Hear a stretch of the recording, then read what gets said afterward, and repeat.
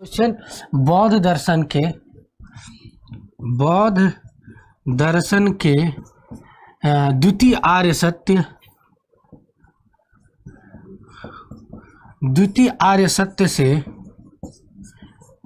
सत्य के माध्यम से सारी चीजें की गई है।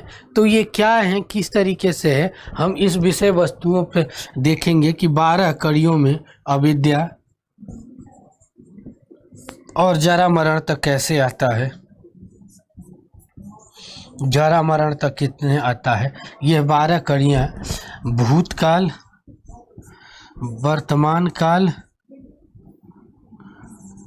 वर्तमान काल और भविष्य की हर विषय वस्तुओं को आधार बनाकर होती है। तो पूछ रहा है कि बौद्ध अनुसार द्वादश निदान के कुछ चरणों का सही अनुक्रम कीजिए।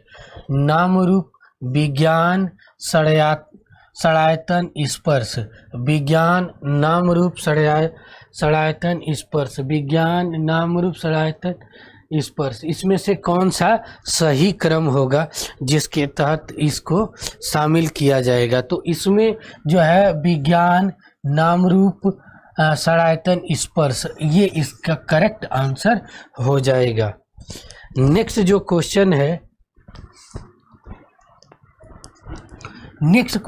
बंधन के 2 प्रकार के होता है, भाव बंधन, द्रव्य बंधन। यह विचारधारा किसकी है? तो ये जैन दर्शन की है। जैन दर्शन में कैवल्य की प्राप्ति में बंधन को माना गया है एक आधार, बंधन को आधार माना गया है, जहाँ बंधन के 2 रूप हैं, भाव बंधन और दूसरा द्रव्य बंधन। तो इसलिए इसका जो करेक्ट आंसर है वह जैन दर्शन, इसका सी हो जाएगा। डिटेल्स के साथ थोड़ी सी एक्सप्लेन कर देता हूं जिससे आपको किसी भी प्रकार की समस्या न हो। किस संप्रदाय का मानना है कि ईश्वर विद्यमान है परंतु उसने विश्व का सृजन नहीं किया है। यानी इस वैदिक दर्शन में वो विश्वास तो रखता है, यह फिलॉसफी ऐसी है जो वैदिक दर्शन में विश्वास तो रखती है लेकिन कर्म के आधार पर हर विषय वस्तुओं को देखने, मूल्यांकन करने का प्रयास करती है। इसलिए इसका दृष्टिकोण थोड़ा सा अलग हो जाता है। वह दृष्टिकोण क्या है, हम उस विषय वस्तु पर थोड़े से चर्चा करेंगे कि वो विषय वस्तु क्या है। तो इसका जो करेक्ट आंसर होगा वो वैशेषिक दर्शन है। यह कर्म मीमांसा के आधार पर, कर्म मीमांसा के आधार पर प्रत्येक विषय वस्तु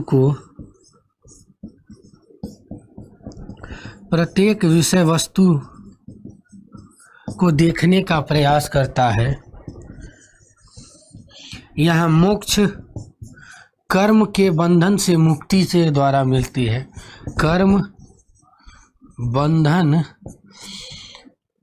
के मुक्ति से प्राप्त होती है।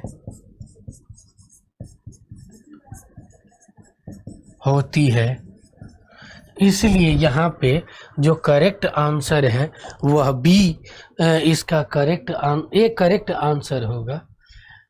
बौद्धों के अनुसार स्वलक्षण होता है, केवल क्षणिक, केवल वास्तविक यथार्थ, क्षणिक और वास्तविक दोनों, शाश्वत एवं वास्तविक यथार्थ दोनों। तो जो बौद्धों का क्षणिकवाद का स्वरूप है वह यह कहता है कि सृष्टि की सभी वस्तुएं प्रतिक्षण परिवर्तनशील है। जब प्रतिक्षण परिवर्तनशील है तो हर क्षण, यानी कोई भी विषय वस्तु स्थिर नहीं है। जैसे मेरा हाथ है, अभी आप देख रहे हैं, 1 मिनट देखिए, उसके बाद ये हाथ का कुछ न कुछ रूप बदल जाएगा। ये बौद्ध दर्शन की मान्यता है कि हर क्षण बदलता रहता है। ये सृष्टि का जो स्वरूप है वह प्रत्येक क्षण बदलता रहता है। तो इस आधार पर देखें तो क्षणिक होना वास्तविकता का यथार्थ, क्षणिक होना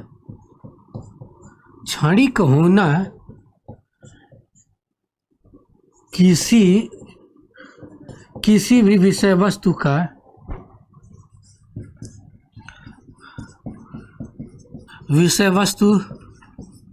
का यथार्थ रूप माना जाता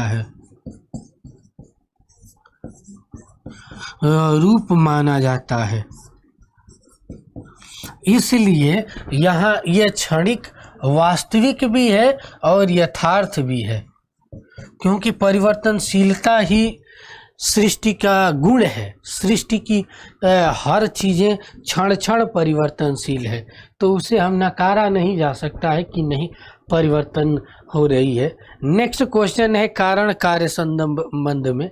ऐसे क्वेश्चन अक्सर इस समय यूजीसी नेट में अक्सर पूछे जा रहे हैं कि आखिर ये क्या क्या चीज़ें हैं। जिसको आंसर आए लाइक शेयर करते चले और आंसर आए तो ज़रूर दीजिएगा। जैसे है ये बौद्ध दर्शन से संबंधित क्वेश्चन है। बौद्ध दर्शन में निर्वाण से संबंधित, निर्वाण जो अष्टांगिक मार्ग के द्वारा प्राप्त होता है, अष्टांगिक मार्ग द्वारा प्राप्त होता है। चतुर्थ आर्य सत्य थर्ड एंड चतुर्थ फोर्थ आर्य सत्य में इसके यथार्थ भाव का प्रमाणित किया जाता है। इसलिए ये कह रहा है निर्वाण भी दुख की स्थिति है। सर्वम दुखम, ये तो प्रथम आर्य सत्य का वास्तविक उद्देश्य है कि सभी जगह दुख है। किसी से बिछुड़ना दुख का कारण है। माँ बाप से बिछुड़ना, पति का पत्नी से बिछुड़ना, यानी सृष्टि के कोई भी जिससे यहाँ पे आसक्ति है, आसक्ति से हटना ही वास्तविक रूप से दुख का कारण है। यह मार्कर है, मैं बहुत दिनों से पढ़ा रहा हूँ। कुछ दिन बाद ये इसका अपना परिवर्तनशील है, ये भी खो जाएगा। तो मुझे इससे एक लगाव हो जाता है कि मैं हाथ से इसे पढ़ाता हूँ। तो इससे जो लगाव है, आसक्ति है, यही दुख का कारण है। तो बुद्ध ने यही माना कि सर्वम दुखम दुखम, अर्थात सभी जगह दुख है। निर्वाण का है कि दुख का या सभी चीज़ों का समाप्त हो जाना है। तो हम ये किसी भी दशा में नहीं कह सकते हैं कि निर्वाण दुख की स्थिति है। इसीलिए एक स्टेटमेंट ए पूरी तरीके से गलत है। जब ए स्टेटमेंट गलत है तो विकल्प ये दोनों गलत हो गए। अब बचा ये तो यानी ए असत्य है और आर्य सर्वम दुखम, ये प्रथम आर्य सत्य है। यह प्रथम आर्य सत्य है, प्रथम आर्य सत्य है, इसलिए यह पूरी तरीके से राइट है। तो ए असत्य है, आर्य सत्य है, और ए और आर ए की सही व्याख्या नहीं करता है, क्योंकि ये प्रथम आर्य सत्य है, ये तृतीय और चतुर्थ आर्य सत्य के भाव को उजागर करने का कार्य करता है। तो कहीं ना कहीं देखा जाए तो दोनों के स्वरूप का जो है वह एक अलग आयाम में दिखाई पड़ता है। तो हम ये नहीं कह सकते हैं कि दोनों एक ही है। ठीक है, तो इसका करेक्ट जो आंसर है वो सी होगा। नेक्स्ट जो क्वेश्चन है, न्याय दर्शन के अनुसार कौन सा प्रमाण अभाव के ज्ञान का मूल्यांकन करता है? अभाव मतलब हम ये कहते हैं कि यहाँ पर पानी नहीं है, इस कमरे में पानी नहीं है, तो हमको इसका कैसे ज्ञान प्राप्त करेगा? हम यदि आते हैं देखते हैं यहाँ पानी नहीं है तो हमें आभास होता है। तो एक प्रकार के ऐसे ज्ञान से प्राप्त होगा जहाँ पर इसको शामिल करने का प्रयास किया जाता है कि प्रत्यक्ष जाकर देखने के बाद ही पता चलेगा। हम यहाँ पर आए और देखें कि पानी नहीं है, तभी तो पता चलेगा ना कि उस वस्तु का अस्तित्व नहीं है।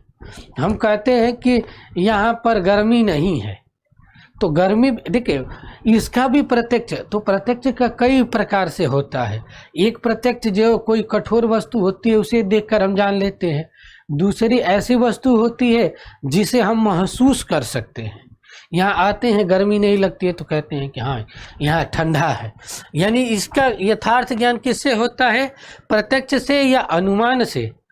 तो कभी भी अभाव का ज्ञान हमेशा प्रत्यक्ष के द्वारा होता है, इसलिए यह प्रत्यक्ष प्रमाण के अंतर्गत यह स्वीकार किया जाता है। अब ये पूछ रहा है 8वां नंबर क्वेश्चन, निम्नलिखित में से कौन सा विकल्प कतिपय बौद्ध मंत्र से संबंधित है? तो स्वतः प्रमाण परतः प्रमाण का एक ट्रिक है, मैंने पिछली वीडियो में मैंने बता भी रखा है कि क्या है। जैसे बौद्ध दर्शन है तो इसका ट्रिक है BSP, बहुजन समाज पार्टी, याद रखिएगा, कभी नहीं भूलेगा।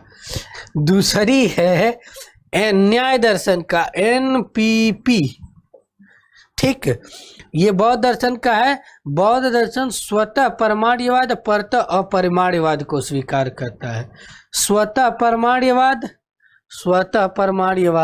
परतः अपरिमाणुवाद है, यानी विकल्प नंबर ए सही होगा, स्वतः परमाणुवाद और परतः अपरिमाणुवाद।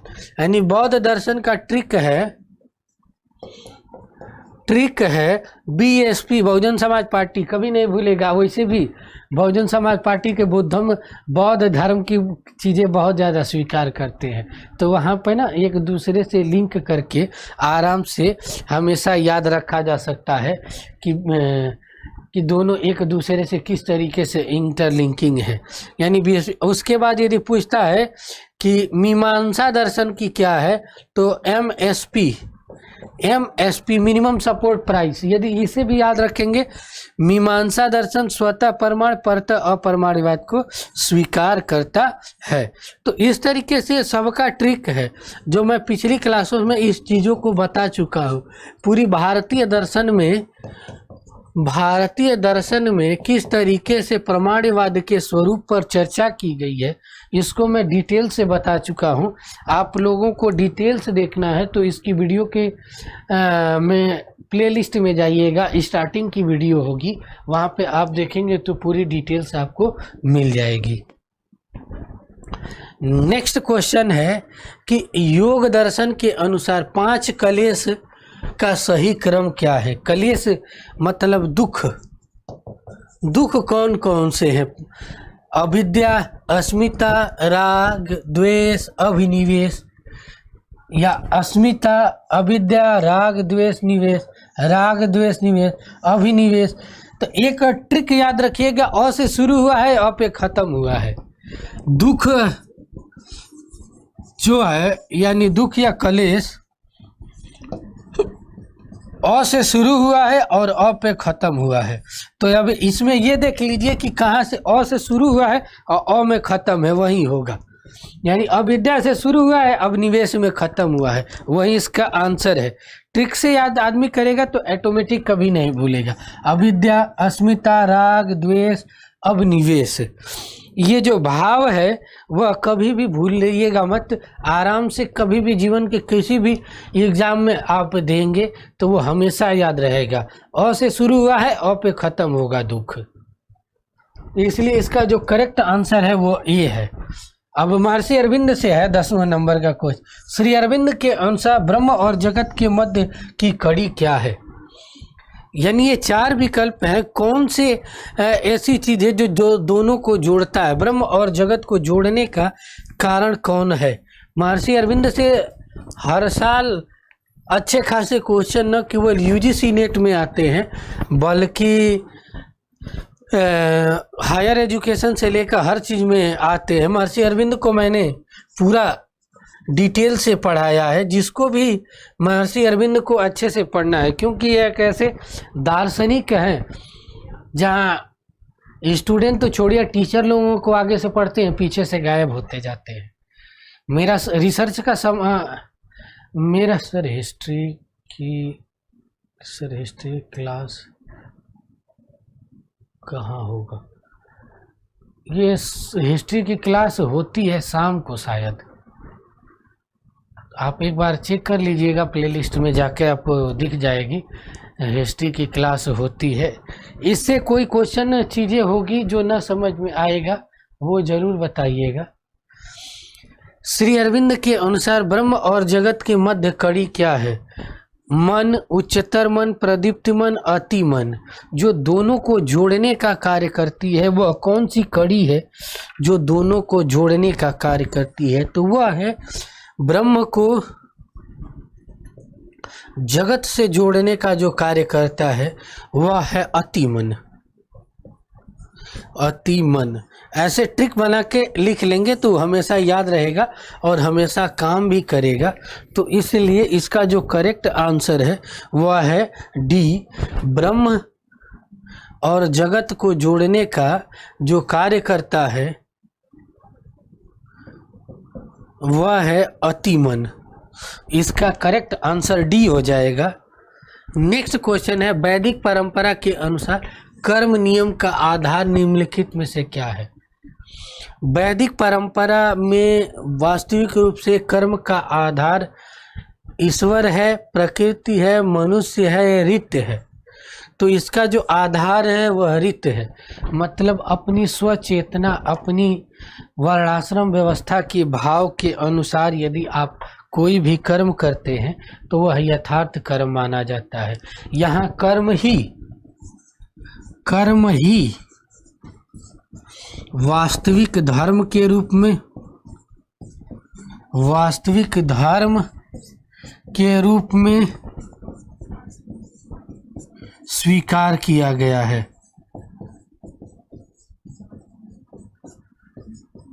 स्वीकार किया गया है पहला। दूसरा है, कर्म के संदर्भ में कर्म ही सभी वर्णाश्रम व्यवस्था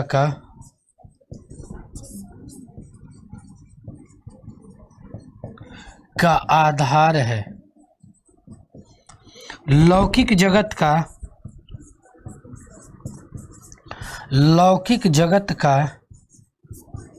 वास्तविक पैमाना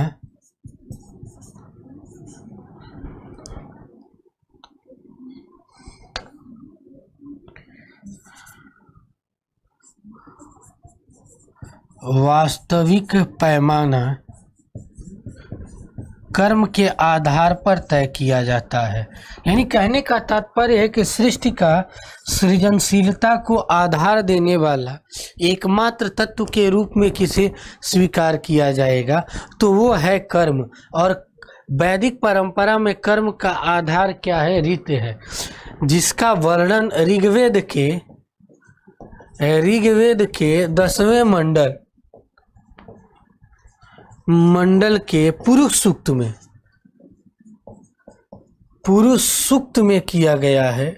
तो इससे एक एक चीज याद रखना बहुत जरूरी है।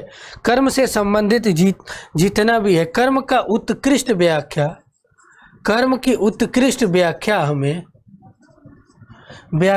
श्रीमद् भगवत गीता में मिलती है। जिसका 1 से लेकर 6 अध्याय लगभग निष्काम कर्म की शिक्षा देता है। इसलिए यहाँ पर निम्नलिखित में से किसकी गणना चित्त वृत्तियों के अंतर्गत नहीं की जाती है? विपर्य, वितर्क, प्रमाण, इसमें से कौन से ऐसे विकल्प है जिसकी गणना नहीं की जाती है? वह है स्मृति। स्मृति को चित्तवृत्ति निरोध के अंतर्गत नहीं माना जाता है। कहा जाता है कि चित्तवृत्ति निरोध योग, यानी चित्तवृत्तियों का निरोध ही योग है। यहाँ पर योग का स्वरूप थोड़ा सा व्यापक दिखाई पड़ता है महर्षि पतंजलि में। नेक्स्ट क्वेश्चन है, निम्नलिखित उदाहरण में हेत्वाभास है जिसे एक रूप से जाना जाता है। शब्द नित्य है क्योंकि उसका शब्दत्व, यानी जैसे मनुष्य है, मनुष्य का एक गुण होता है मनुष्यत्व, मतलब भाव को। तो उसी तरीके से शब्द है, शब्द का जो भाव गुण है वो शब्दत्व होता है। तो वो किस पे आधारित, किस नाम से जाना जाता है? साधारण अनेकांतिक रूप में, असाधारण अनेकांतिक रूप में, अनुपसंहारी अनेकांतिक रूप से, या इनमें से कोई नहीं। यदि कोई भ्राता बंधु जवाब देना चाहते हैं, अच्छे है तो दे सकते हैं, उनके सुझाव को अमल किया जाएगा बढ़िया से। तो इसका आंसर क्या होगा? देखो, शब्दत्व का जो भाव आता है वह एक प्रकार से असाधारण तरीके से आता है। क्योंकि जो भी वे व्यक्ति होते हैं, शब्द किसे माना गया है? या तो वेदों की रचना यानी वेदों के प्रमाण को शब्दत्व के रूप में स्वीकार किया गया, यानी जो महान व्यक्ति हैं उनको स्वीकार किया गया है। इसलिए इसका जो करेक्ट आंसर होगा असाधारण अनेकांतिक रूप में।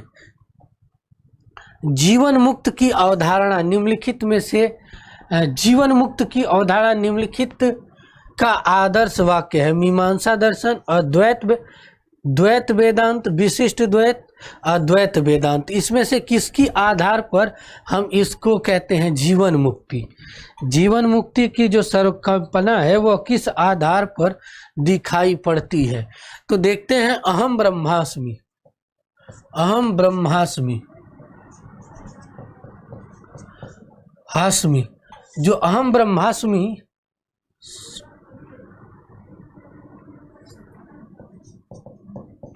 अहम ब्रह्मास्मि का जो कंसेप्ट है वह यही उजागर करता है जीवन मुक्ति जहाँ ज्ञान के माध्यम से जीवन जीते ब्रह्म के यथार्थ स्वरूप को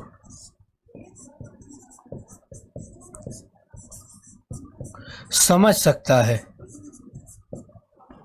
इसलिए इसका जो करेक्ट आंसर होगा अद्वैत वेदांत डी। मन से अतिमन तक विकास की प्रक्रिया का सही क्रम क्या है? मन से लेकर अतिमन की जो विकास की प्रक्रिया है, ये समग्र, इसको कहते हैं विकासवाद की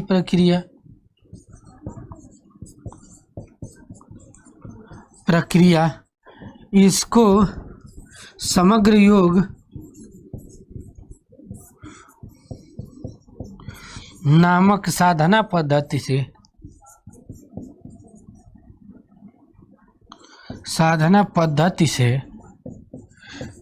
प्राप्त किया जाता है। इसको समग्र योग की साधना पद्धति से प्राप्त किया जाता है। तो इसका स्वरूप क्या है? जैसे इसमें दो गोलार्ध होते हैं कि यदि गोलार्ध है, इसको कहते हैं उच्चतर गोलार्ध और इसको कहते हैं निम्नतर गोलार्ध। इधर की प्रक्रिया को अवरोहण विधि कहते हैं और इधर की प्रक्रिया को अवरोहण विधि। आरोहण का मतलब कि यहाँ जड़ है, यहाँ अतिमानस है, तो यहाँ से यहाँ की प्रक्रिया चलने में बहुत बड़ा योगदान होता है। यहाँ पे जीव जंतु पेड़ पौधे हर चीज़ों का आता है। यहाँ पे पशु पक्षी पत्थर लकड़ी सब कुछ लगे हुए हैं अपनी विकास की प्रक्रिया में। महर्षि अरविंद का जो विकासवाद है एक ऐसी प्रक्रिया है जिसमें सृष्टि के सभी लोग लगे हुए हैं विकास के क्रम में। ठीक है, जब विकास की प्रक्रिया में सभी लोग लगे हैं तो यह यथार्थता है कि जो विकास की प्रक्रिया है वह जो पाश्चात्य जगत में डार्विन की जो अवधारणा है कि विकासवाद की, वो पूरी तरीके से अलग है। वह डार्विन की जो विकासवाद की अवधारणा है वो पाश्चात्य मतलब जैविक विकासवाद की बात करते हैं, जबकि ये जो विकासवाद की बात करते हैं वह मानसिक विकास की बात करते हैं, जिसमें उच्चतर मन ये उच्च गोलार्ध में आता है। प्रदीप्ति मन, अति मानसिक मन, ऊर्ध्वगमन और अतिमन है। ये जो इसका करेक्ट आंसर है अतिमन यहाँ पे आता है और यहाँ से ये चारों स्टेट जाके अतिमानस तक पहुँचते हैं, जहाँ ईश्वर अर्थात ब्रह्म का साक्षात्कार होता है। ब्रह्म ही हर विषय वस्तु का निर्धारणकर्ता के रूप में जाना जाता है। ब्रह्म ही हर चीज़ का निर्धारण करता है कि उसका स्वरूप क्या होगा।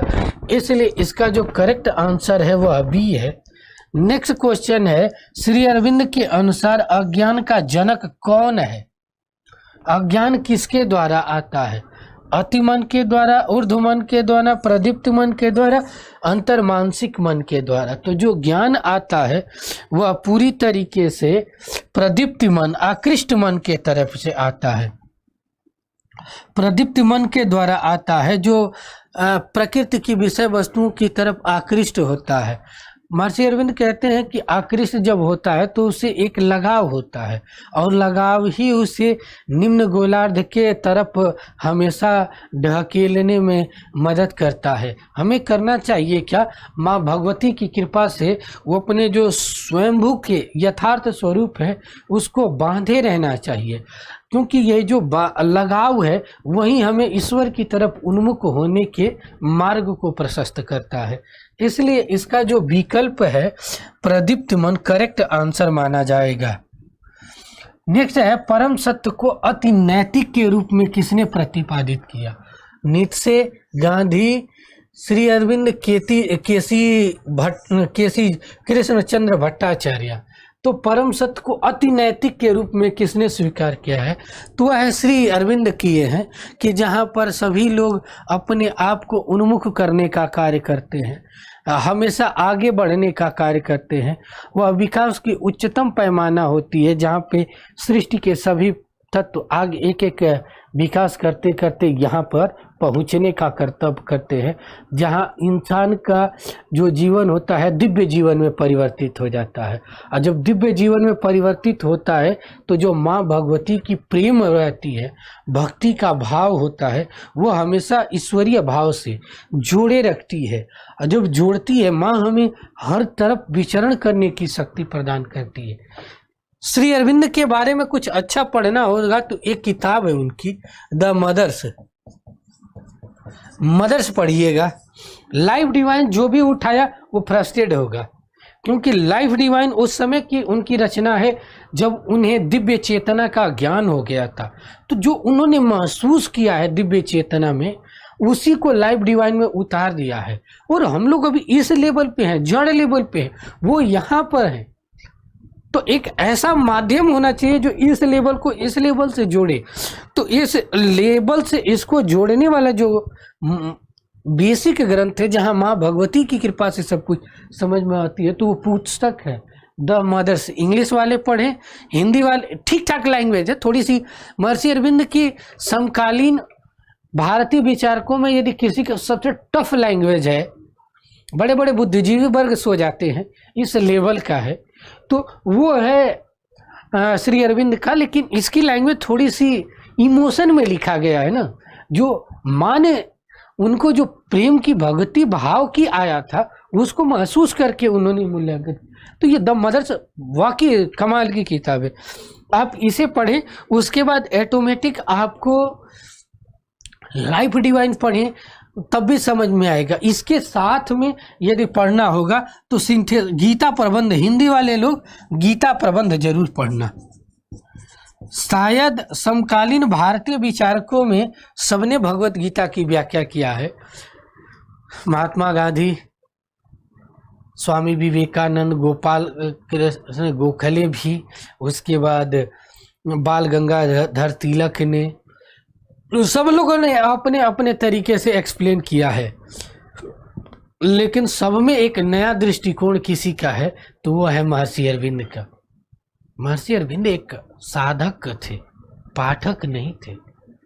कहा जाता है कि इनको जब जेल में बंद कर दिया गया था, तो जब इन्हें ज्ञान प्राप्त हुआ तो भगवान श्री कृष्ण ने इनसे कहा था कि तुम किस चीज के लिए आए हो और कर क्या रहे हो। तुम्हें संपूर्ण सृष्टि की चेतना को जगाने के लिए आए हो, तुम उसको उठाने का कार्य करो। उसके बाद ये जेल से छूटते हैं तो पांडिचेरी जाते हैं, वहाँ पे आश्रम के माध्यम से सभी लोगों का ज्ञानवर्धक ज्ञान प्रदान करने का काम करते हैं। तो ये एक ऐसी फीलिंग है, कहते हैं कि इनको जब ज्ञान जो भाव आता है माँ भगवती की तरफ से, जो चेतना में, वह ईश्वरीय भाव है, वो जो हमेशा इनको बांधे रहता है। तो ये जो विस्तारण की प्रक्रिया है, विकास की प्रक्रिया, जहाँ जड़ से लेकर अतिमानस तक की प्रक्रिया, मानस तक की प्रक्रिया, ये इसे एक निश्चेतना की सड़क के रूप में मानते हैं कि यहाँ से लेकर ये सड़क है, ये विकास की सड़क है। सपोज दैट ये विकास की सड़क है जिस पे समग्र योग, आपको समग्र योग की साधना नामक सारथी के साथ दौड़ना है और दौड़ते दौड़ते आप माँ भगवती के करीब आ जाएंगे, जहाँ आपको ज्ञान प्राप्त होगा, ईश्वरीय ज्ञान प्राप्त होगा, ईश्वरीय भाव को आप समझेंगे, जानेंगे, और तब वो आपको लगेगा कि नहीं हम तो। उसके बाद कहते हैं कि जब देखने के बाद ज्ञान प्राप्त हो जाता है, तो देखने के बाद जब नीचे देखते हैं अपने चीज़ों में, तो हमें पता चलता है कि किस लेवल पे, किस जगह पे हमने गलतियां किया है, किस जगह पे हमने गलतियां करके आगे बढ़े हैं। इसलिए ये जो क्वेश्चन नंबर 8 कह रहा है, श्री अरविंद के अनुसार विकास की त्रिविध प्रक्रिया का सही क्रम क्या है? ऊर्ध्वीकरण, विस्तारण, समाकलन। विस्तारण, ऊर्ध्वीकरण, समाकलन, इनमें से कोई नहीं। तो इसका जो करेक्ट आंसर है, वो करेक्ट जो आंसर है विस्तारण के साथ शुरू होता है, यानी फैलाव होगा, उसके बाद उन्मुख होगी प्रक्रिया ऊपर की तरफ, और उसके बाद जैसे जो पहले फैलाव इसलिए होता है कि इस स्टेज पर हम दिव्य कर्मी बनते हैं, कर्म के द्वारा हर चीज़ों को समेटने का कार्य करते हैं। जब हम समेट लेते हैं, सही चीज़ कर लेते हैं, उसके बाद हमारी चेतना ऐसे आगे बढ़ती है। जब ऐसे आगे बढ़ती है तो धीरे धीरे ऊर्ध्वाधर की प्रक्रिया में जो हमारे अंदर के चेतना के विकार थे वह दूर होते जाएंगे, और लास्ट में जब माँ भगवती से जुड़ाव हो जाएगा तो हमारी चेतना उससे संबद्ध हो जाएगी, यानी समाकलन मतलब उसमें परिवर्तित हो जाएगी, और उस भाव से हम एक दूसरे से जुड़े रहेंगे। तो यह प्रक्रिया जो है विस्तारण की है। कभी भी वर्ड से पकड़िएगा महर्षि अरविंद, आपको एक चीज नहीं समझ में आएगा, इसकी गारंटी हम भाव से पकड़िए। श्री अरविंद की फिलॉसफी भाव से है, जो दिमाग से पकड़ा वो गया, अतिमानस मानस में घुस जाता है, मानस अतिमानस में चला जाता है। 5 साल बड़ी मेहनत करने के बाद कुछ चीजें समझ में आई महर्षि अरविंद की, यानी विस्तारण, ऊर्ध्वीकरण, समाकलन की प्रक्रिया होती हुई हम जाते हैं। तो इसे भाव से पकड़ने का प्रयास करिएगा, भाव ही आपको बांध के आगे ले जाएगा। नेक्स्ट है मीमांसा के अनुसार ज्ञान के प्रमाण क्या है? तो मैंने अभी इसका एक ट्रिक बताया, एमएसपी जिसको याद है वो ऑटोमेटिक कर ले जाएगा।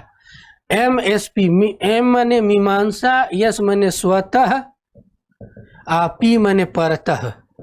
अब इसमें देख लीजिए कौन सा है, यानी स्वतः प्रमाण्य, अपरतः प्रमाण्य नहीं, यानी जो न स्वतः न परतः, यानी देखिए यहाँ पे स्वतः प्रमाणीवाद को स्वीकार करता है, यानी स्वतः प्रमाणीवाद को स्वीकार करता है, और परतः अप्रमाण्यवाद वाद को स्वीकार करता है। इन दोनों का स्वरूप अलग अलग है, जो विकास की क्रम है वो अलग है।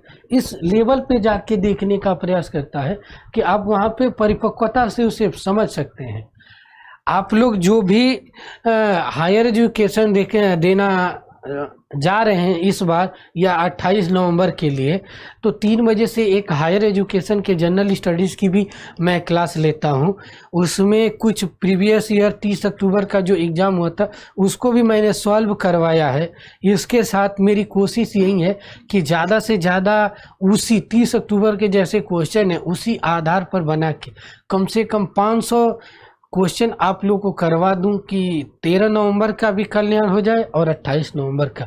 तो ज़्यादा से ज़्यादा लाइक करें, शेयर करें, और 3 बजे वाली क्लास में भी जुड़ सकते हैं। वहाँ पे आपको जो फर्स्ट पेपर में देना जा रहे हैं इस बार का, लगभग 36,000 लड़के हैं।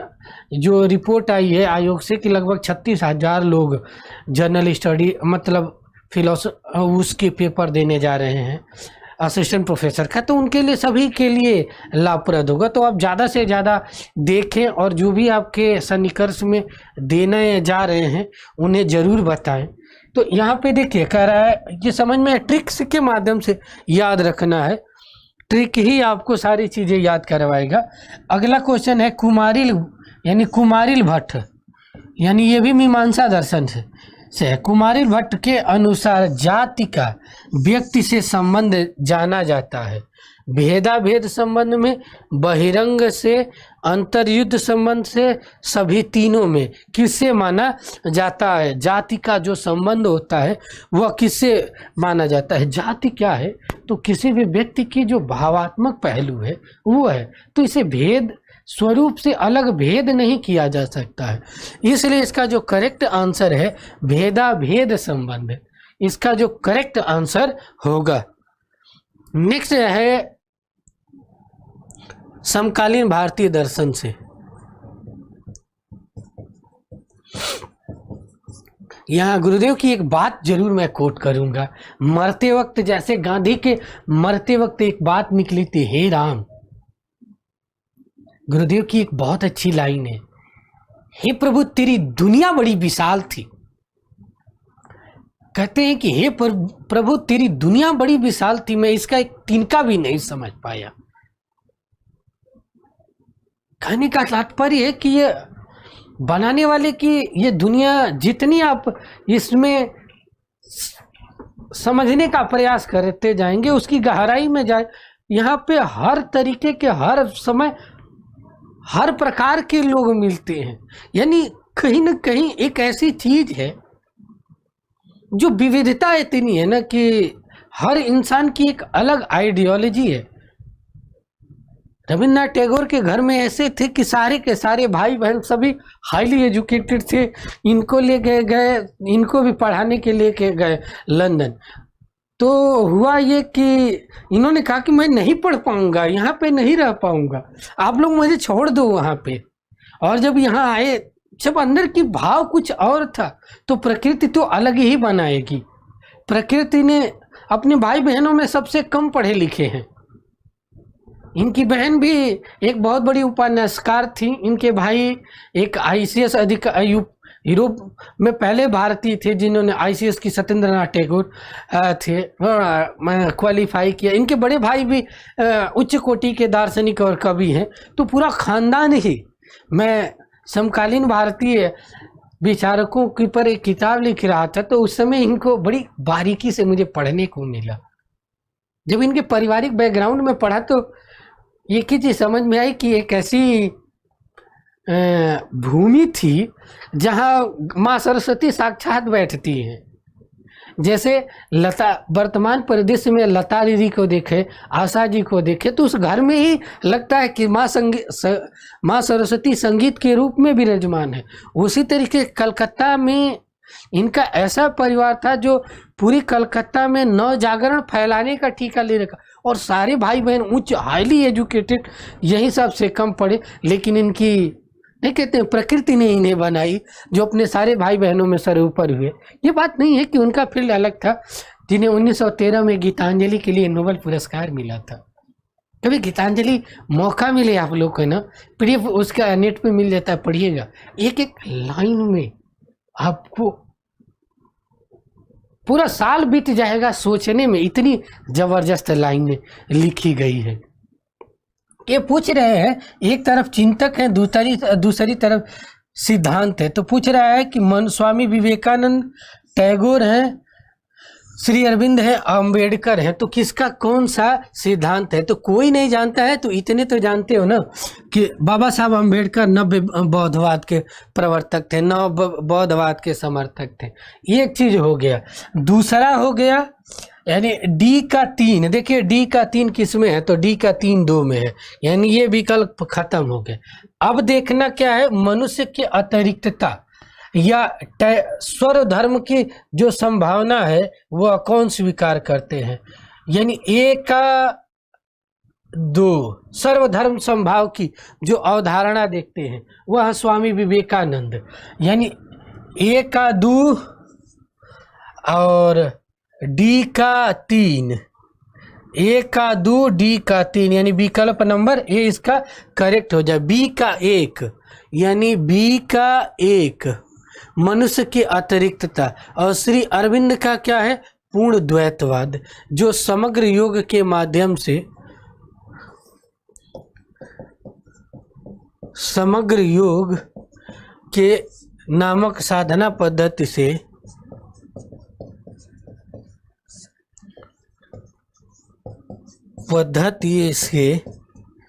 समग्र योग नामक साधना पद्धति विकासवाद का यथार्थ स्वरूप प्राप्त किया जाता है। इसलिए इसका जो करेक्ट आंसर है वह है ए। नेक्स्ट है, यह किसने प्रतिपादित किया कि खाली पेट वाले के लिए धर्म निरर्थक है? बहुत फेमस कथन है। ये ऐसा कथन है कि शायद जो भी समकालीन भारतीय विचारकों में इनको पढ़ा होगा। आज हमारे भारतीय परंपरा में हर व्यक्ति इनको आइडियल मानता है। यही एक ऐसे व्यक्ति हैं, हर थाना में इनकी फोटो जरूर मिल जाएगी। अब उतने से आपको समझ में आ गया होगा कि उनका कौन सा नाम होगा। स्वामी विवेकानंद हैं, जिन्होंने अपनी कर्मठता, ये कहते थे कि वास्तविक ईश्वर आप में है। यानी मनुष्य में ही ईश्वर है, आत्मा है। आत्मा को ईश्वर का अंश माना गया है, मनुष्य ही देवता है। जब ये भाव है तो यदि भूखे पेट, अरे गाँव में भी कहावत कही जाती है, उसको थोड़ा सा ये लेवल पे कहे कि भूखे पेट भजन नहीं होती है, पेट भरने के बाद ही ईश्वरीय शक्ति आती है। तो हमें करना क्या होगा कि हर भारतीय दोषी होगा यदि भारत में रहने वाला एक भी व्यक्ति भूखे सोता है। तो कहने का तात्पर्य यही है कि लोगों की सेवा ही सर्वोपरि धर्म की सेवा है। यह स्वामी जी की मानना था। यहाँ तो लूटने में लोग लगे हुए हैं। यह किसने प्रतिपादित किया है कि जड़ और आत्म तत्व एक ही सत्ता के निम्नतम और उच्चतम अवस्था है? ये तो मैं फिगर बना के डायग्राम से समझा चुका था कि ये है जड़ तत्व है, जड़ तत्व है, यहाँ पे आत्म तत्व या अतिमानस का जो स्वरूप है वहाँ पे दिखाई पड़ता है। ये विकास की प्रक्रिया है, विकासवाद की प्रक्रिया है। यह श्री अरविंद का क्वेश्चन है। श्री अरविंद इसके करेक्ट आंसर होंगे। फिर एक क्वेश्चन है, ये भी थोड़ी सी भी आदमी नॉर्मली आदमी थोड़ा सा दिमाग लगाएगा कर ले जाएगा। माई एक्सपेरिमेंट विथ ट्रूथ, ये तो लगभग 99% लोगों को पता होगी कि गांधी की ऑटोबायोग्राफी है, यानी गांधी की ऑटोबायोग्राफी है। ए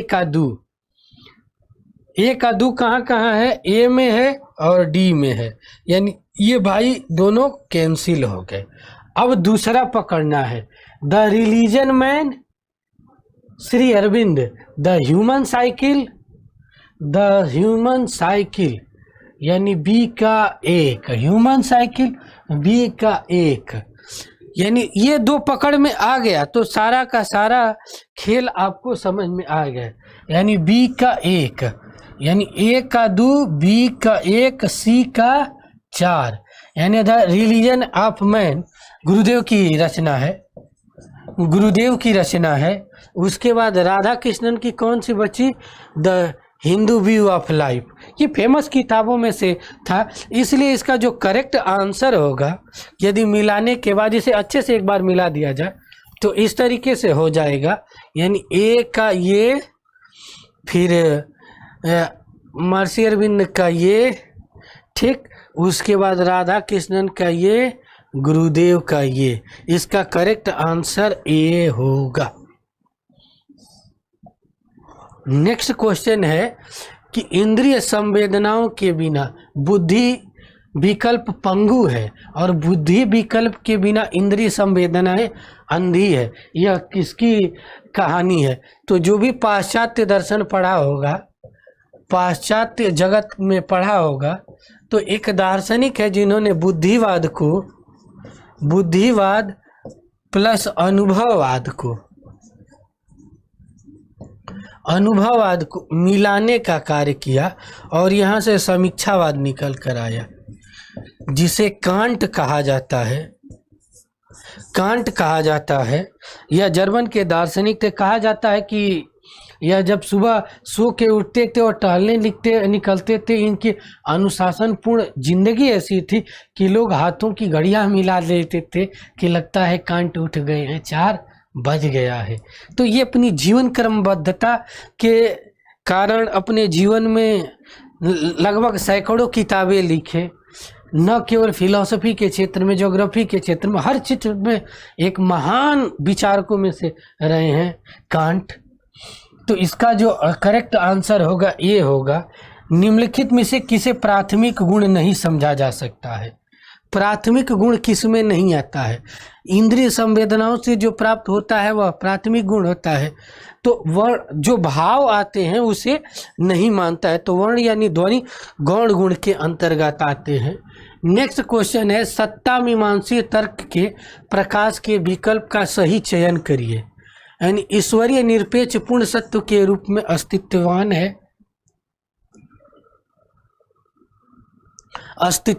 है और पूर्णता के अस्तित्व अपरिहार्य नहीं है। यह ईश्वरीय भाव को उजागर करने समझने के संदर्भ में ये क्वेश्चन है।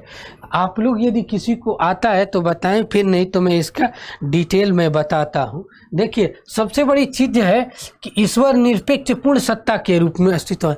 ये तो पूरी पाश्चात्य जगत में माना गया, यानी ये सही है, ठीक है। और पूर्णता के लिए अस्तित्व अपरिहार्य नहीं है, ये बात भी सही है, लेकिन ये दोनों एक दूसरे की व्याख्या नहीं कर रहे हैं। यानी विकल्प नंबर सी, ए और आर, ए सत्य है लेकिन आर ये असत्य, सॉरी ये अपरिहार्य नहीं है। यानी विकल्प नंबर सी इसका जो क्या है करेक्ट आंसर माना जाएगा। तो आज की क्लास में हमारी यही